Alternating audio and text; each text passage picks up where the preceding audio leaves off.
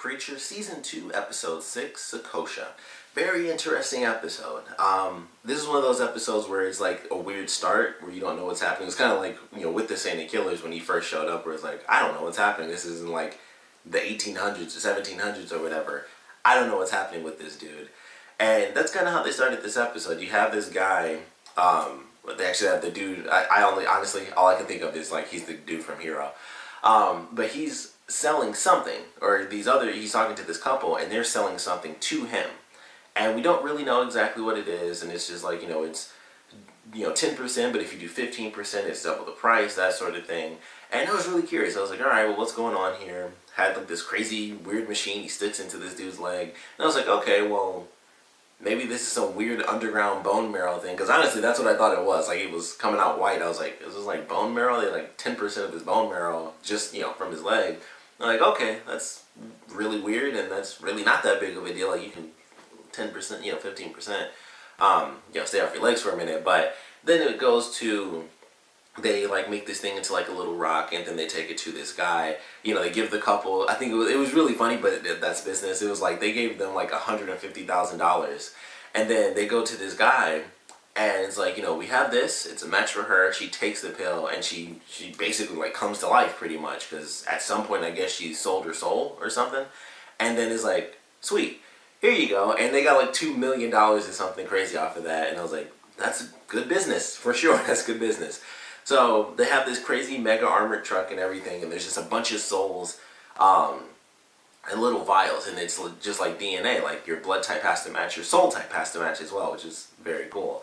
And so then we go through, that's like our opening. Then we get to the Saint of Killers and the girl, and she's like, it leads into the apartment, which is officially an apartment, because I mentioned that before. I was like, I could not tell. Like, it looked like they were at an apartment or like, like a hotel sort of complex thing before. But every time they show the apartment, it's like they're just walking around like this huge apartment. And it's like, I was so confused when I was doing it. And then this episode came in, and I was like, whatever apartment, like they're on the second floor of like a normal apartment. It looked absolutely ridiculous from the other episodes we've seen. It was huge, and I'm like, this almost doesn't even look like the same place in this episode. Maybe it wasn't the same place, but it was just so weird. I was like, I don't know. It's hard to tell if this is the same set that they used in the other episodes, because I'm like, it looks so much smaller to me when they actually say like, no, it's legitimately like an apartment complex. And I was like, that's so weird, because for them to have just one apartment with one floor, they had 1 million rooms to be walking around in. Like, that's what it looked like to me from the past couple episodes. So it's officially an apartment building, which naturally the girl is like, she looks left and right, sends them to the wrong spot, and that allows for the Saint of Killers to just kind of mow through everyone and just do, a bunch of murder. That's all it takes for him. So goes in the first room, guy pulls the gun on him. At first, I thought he was going to leave him injured. I was like, oh, he squeezes his hand, crushes the gun, crushes his hand. I was like, oh, that really sucks. But he lived. That's not too bad. Like, he normally just blows everybody away and stuff like that. And he squeezes his hand. I was like, alright, that really sucks, but he got to live. And then he pulled the gun. I was like, and he's going to kill him? I just thought it was so messed up. I was like, oh, he already crushed his hand and everything. And then he just blows him away in a bullet. And I love the fact that they did that. The bullet goes all the way through, and then it hits the refrigerator, and Jesse kind of sees it move for a second. It's like, huh. And he spends like a couple of minutes thinking about it as the Saint of Killers is going through, room by room. And then he like pulls out the blade and stuff, and he just starts chopping people up and killing everybody, going, room by room. And by the time he gets to, Jesse's actual place, he scoops the bullet out of the sour cream, and it's like, oh crap, it's time to go. Like, this dude is here. So they take off. They get a bunch of history on the Saint of Killers, because it's like, well, the word doesn't work on him. We got to find some weakness, some history. And they go through, and I believe, this is kind of cool, but I could be wrong, but I'm assuming that what they showed us was actually the comic book, where it shows, they have the audiobook on tape, which is hilarious when they do the thing, because it's like, psychopaths through history, and then it ends with like, and next up is John McCain. I thought that was really funny. But they go through and they talk about the history of the Saint of Killers, and they have the part where he meets his wife, and it's like, and he finds this woman and he falls in love, and I'm like, I'm pretty sure all of this stuff is like, they actually filmed the legitimate Preacher comic book, and that's why we have, actual dialogue and stuff like that. Those are actual pages from, the Preacher comics. So I was like, that's actually kind of cool, unless they made that up, which I highly doubt. But I thought that was cool. I was like, oh, that's nice. They, actually record the comic, and they show a bunch of random books here and there about the Saint of Killers and pictures of him and things like that. And I was like, okay, so they're learning about his history, they learn exactly what happened to him, and we find out that the reason, he's trapped inside of like that crazy loop when he was in the first season, it wasn't just that it was his family died there. That is actually where he died. Like, that was the big point of that storm, is that he actually died as he was killing all those people off. There was an actual crazy storm. Like, that's why it was always shaking like crazy when it would get to the end of that memory. Like, the whole place was shaking around. I just assumed that that was like everything resetting. Like, that was always my guess. It was like him killing everyone, and then it's like, oh, he's trapped, and that's why it's shaking like crazy. But it was actually the fact that after, as he went through the town and he's like murdering all these people and he kills everybody, the storm comes in and he dies right after having killed all these people, after having seen his, his wife and child just dead. And they talk about, like, that snaps him so hard that his spirit, literally, his soul leaves his body because he lost it. And I thought that was interesting. It was like, okay, so not only did that happen, he goes back to the town, like he kills the people that like killed that family or whatever because he was there, and they like killed the husband, they were like raping the mother and stuff. And so he goes back to the town, wipes everybody out, and then he actually dies in that moment as well because of the storm, and that's kind of what happened. So very interesting with the backstory. And then of course, as they're going through the history and everything, Cassidy remembers about, we find out officially, is his son. He's like, crap, I forgot. And so he calls him, and naturally Jesse decides, I'll give myself up. They make a little deal. He has an hour to get things done, but of course everyone else has to stay with the Saint of Killers, and it's like, if you don't get here within an hour, everybody's dead. So Jesse goes out, mentions a different last name. Thought that was interesting. He talks about the family business and selling souls and knowing where to buy souls, and he rattled off a couple of names. Very interesting. So we have a bit more backstory to look forward to, I guess, for Jesse, because I'm like, I guess that whole preacher thing, his father may or may not have gone through the same experience as Jesse, or it was like their family was a bit different than just, oh yeah, we're just great preachers. It seemed like it was a little different before that. So got some more backstory to look forward to in the future. But eventually he decides, all right, well, the people come around to get like their hot dogs, bunch of souls on the truck, I'll get in, no big deal. And I love that sequence. He calls Tulip.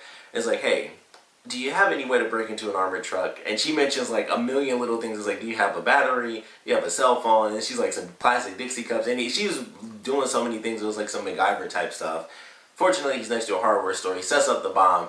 And I love the way they did it, where he's like, sweet, hits the button, blows up, and they cut to the inside where the dude's just reading a book and eating food. Doesn't even hear it, doesn't feel it. The truck is that impervious. Blows up. And I love the fact that they did it where, like, it's a bomb going off next to all these other cars that were, that were next to the truck. All the alarms go off after this bomb, and the truck's just strolling along like nothing happened. And naturally, cop comes along, Jesse controls him, has him get to the truck. He gets in the truck, has them drive to the compound while he compares all these different souls to the bullet. Ends up having to use his soul, which I'm pretty sure he's going to miss. That was like that big tagline. It was like, you'll hardly even miss it, or you won't notice it's gone. I'm like, this is me bringing stuff from a different series, but for anyone who doesn't watch the show Supernatural, they've gone through some soul stuff. People are very different when they lose their souls.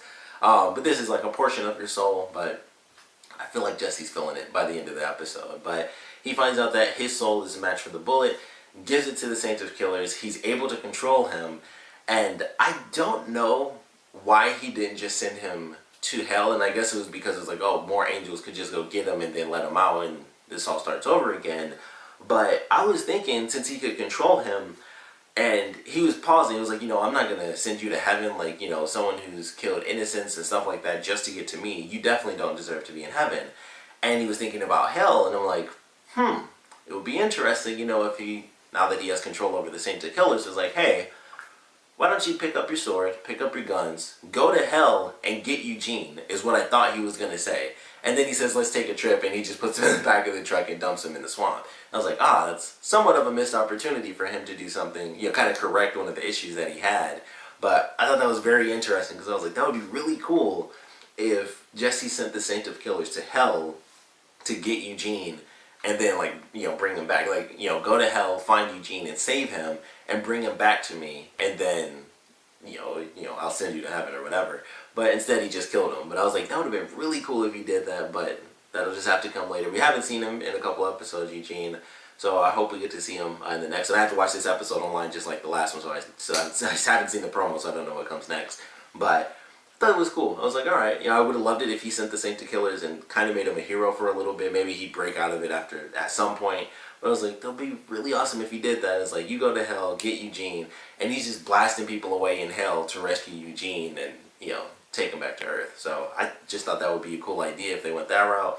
But instead, Jesse's like, nope, you killed so many people. Of course, they find out that Fedor died as well, officially. And so he's like, no, I'm not sending you to heaven. I'm also not sending you to hell. And I'm just going to kind of leave you to be stuck. Like, he's stuck in this truck that he can't break out of in the swamp. And then, the truck just keeps sinking. And he's just trapped in there. He's got his oxygen. He's got his immortality, however that's going to work without oxygen. And it's just like, man, that's very interesting. So I am looking forward to the next episode for sure. But I thought, cool way to temporarily at least get rid of, the Saint of Killers, while also introducing a brand new organization with these like soul-selling people, collectors and sellers. So I'm looking forward to how that's about to play out as well. Still haven't seen much from the men in the white suits, but I would assume if they were tracking them, they know the Saint of Killers has shown up. So looking forward to some content with that in the next episode as well, or at least soon. I don't know if it'll really be the next one, but really enjoyed this episode, of course. Would love to know what you guys thought about it, so please comment below. Let me know your favorite parts about it, your least favorite parts about it. And I definitely want to know where you guys think things are headed as far as these other organizations. Like, we have the people in the white suits. We have this brand new organization with, like, no names or anything like that. It's just an organization of people, and that's it. Like, I believe it was Japanese, or non-Chinese. I really can't remember. I'd have to look at it again. But I believe it was Japanese. And so, that's it. Like, that's all we know is, like, it's a group of Japanese people that collect souls and sell souls. Huge, huge market for them. A couple 100,000, couple of million. They're making, some good money there for sure. So that's all we got. And another thing that happened in the episode, I was like, Jesse really should have been like, forget everything before he said get lost. But he's like, get lost and they take off, which is a funny shot too, because they like run away really fast. But I was like, he really should have just said, forget me, forget everything that happened, and then leave. But he's just like, get out. And I was just like, oh, Jesse, he just forgets to say forget sometimes. And it's just like, all right, that'll, that's why that'll come back, because they'll remember everything that happened instead of him saying, forget about me and then leave. It's just leave. And I'm just like, okay, gotta utilize that power, in a bit smarter fashion. But for now, things seem okay, and we'll, head into the next episode. I really love what they did with Cassidy as well, with the part where he grabbed the sword and his fingers were getting chopped off. I just thought that was kind of cool. But definitely want to know what you guys thought about this episode. Like I said, for sure want to know what you guys think is going to happen with the organizations, with the people in white suits, the new mystery organization, what they're going to be doing, especially since Jesse, especially with him dumping the truck itself and all those souls being in there, they're going to be pissed. So we'd love to know your theories on how things are about to play out with those two organizations. And of course, I want to know what you guys thought about this episode in general. So please comment below, let me know, and thanks for watching.